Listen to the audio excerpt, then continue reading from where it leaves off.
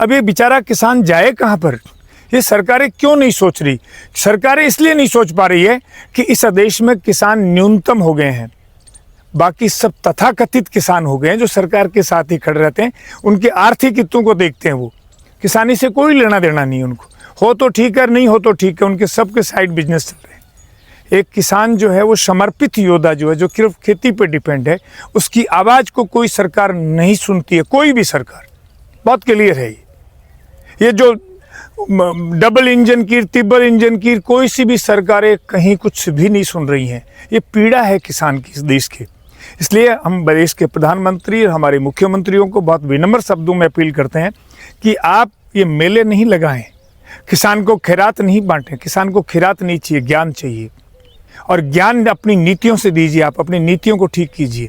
इस मनरेगा को किसान के साथ जब तक ये देश नहीं जोड़ेगा तब तक किसानी का कुछ भी नहीं होगा। 100% किसानी खत्म हो जाएगी। खेती के ज्ञान को सिस्टमेटिक ढंग से आप नहीं बांटोगे। जो खेती करता है, जिसके खेत के अनुभव हैं, उनको किसान तक पहुंचाओ, उसको ज्ञान में भागीदार करो, तो किसानी का भला होगा। ये तथाकथित जो कुछ योद्धा घूम रहे हैं ज्ञान बांटने वाले, चाहे वो प्राकृतिक खेती के हों, चाहे बिना जहर की खेती के हों, चाहे वो रसायन की खेती के हों, सबकी स्थिति लगभग एक जैसी है। सब अपने अपने स्वार्थों के लिए काम कर रहे हैं।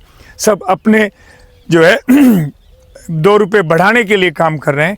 केवल किसान जो खेती करता है वो अपने ज्ञान को बढ़ाए, वो बैठ के आपस में बांटे, तब मेलों का फ़ायदा। मेला होता है संगम, इससे ऊर्जा का आदान प्रदान होता है, केवल विचारों का नहीं होता, ऊर्जा आदान प्रदान होती है, एक दूसरे से सीखने को मिलता है। मेले के बहुत अच्छे अर्थ।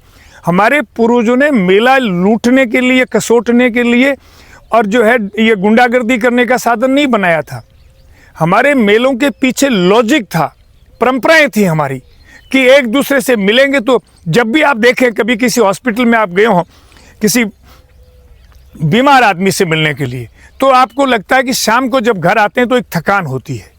उसका कारण है विज्ञान है वो, क्योंकि वो बीमार आदमी आपकी ऊर्जा का संचय कर रहा है, उसको ऊर्जा मिली है।